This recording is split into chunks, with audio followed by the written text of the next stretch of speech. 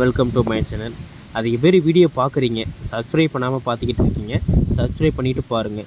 மேலும் மேலும் நம்ம நோட்டிஃபிகேஷன் வரணும்னா சப்ஸ்கிரைப் பண்ணால் தான் அது உங்களுக்கு தெளிவாக நோட்டிஃபிகேஷனில் வரும்.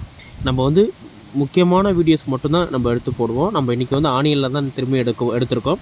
இப்போ முக்கியமான டிசீஸ் பார்த்தீங்கன்னா இதில் வந்து லீஃப் மெயின்டென் இலைக்கோட்டு புழுன்னு சொல்லுவாங்க, இந்த கோலப்பூச்சின்னு சொல்லுவாங்க. அதே மாதிரி இந்த மாதிரி கோடு இந்த மாதிரி வந்து லீஃபில் உள்ள அந்த உள்ளே இருக்கிற சதைகள்லாம் ஃபுல்லாக சாப்பிட்ரும்.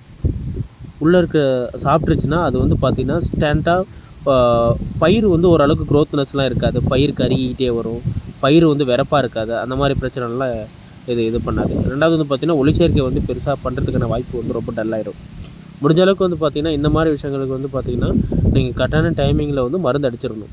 இது வந்து பார்த்திங்கன்னா இது எப்படி வந்து உயிரோடு இருக்குது அப்படின்னு கண்டுபிடிக்கணும்னா, இது வந்து உள்ளே ஒரு எண்டுக்கிட்ட போகும்பொழுது எப்படி இருக்குன்னா அது வந்து கருப்பாயிடுச்சுன்னா செத்துருச்சுன்னு அர்த்தம்.